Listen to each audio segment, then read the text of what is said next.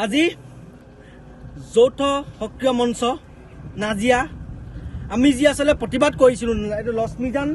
এইটো যিটো নাগালেণ্ড যোৱা একমাত্ৰ পথ এই পথত প্ৰতিবাদ কৰিছিলোঁ এই পথটো আমি পথ অৱৰোধ কৰিছিলোঁ ইয়াৰ কাৰণ হৈছে অবৈধ শিল খনন আৰু অবৈধ কয়লা খনন আপোনালোকে জানে যোৱা 19 তাৰিখে যি আসলে পলয়ংকাৰী বান আহিছিল সেই বানে আসলে শিৱসাগৰ জিলা চৰাইদেউ জিলা যোৰহাট জিলা টচ নচ কৰি থৈ গ'ল কিমান মানুহ মৃত্যু হ'ল ইয়াৰ এটা কাৰণ হৈছে সেই কাৰণটোৱে হৈছে অবৈধ শিল খনন আৰু অবৈধ কয়লা খনন সেইটো কাৰণে আমাৰ স্পষ্ট কথা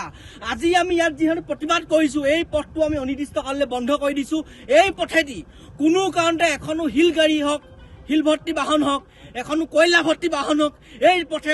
পাৰ হৈ যাব নোৱাৰিব যদি এই পথে যদি কয়লা গাড়ী হওক শিল গাড়ী হওক যদি পাৰ হৈ যায় আমাৰ আচলতে গাঁৱৰ ওপৰেদি পাৰ হৈ যাব লাগিব স্পষ্ট কথা আৰু আমি লগতে ক'ব বিচাৰিছোঁ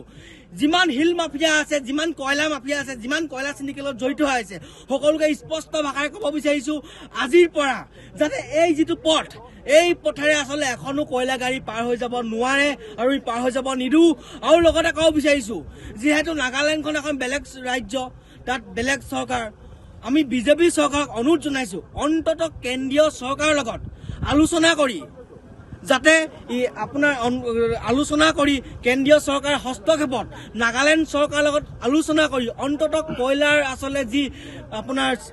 খনন অবৈধ খনন বন্ধ কৰিবলৈ আমি বিজেপি চৰকাৰক দাবী জনাইছোঁ আৰু লগতে ক'ব বিচাৰিছোঁ আজিৰ পৰা যদি কোনোবাই যোনেই নহওক দিখৌ নদী যদি শিল খনন কৰে অবৈধ যদি শিল খনন কৰে কিন্তু আমি তেতিয়া যৌথ সংগ্ৰামী মঞ্চই আমি আচলতে প্ৰত্যাহ্বান হিচাপে আমি থিয় দিম আৰু আজিৰ পৰা যাতে কোনো কাৰণতে এইটো ৰাস্তাই গাড়ী পাৰ হৈ যাব নোৱাৰে আমি তাৰ ওপৰতো তীব্ৰ নজৰ ৰাখিম আমাৰ স্পষ্ট কথা চিধা কথা যিকোনো খবৰৰ বাবে যোগাযোগ কৰক 9181 307 221 আমাৰ এই নম্বৰত।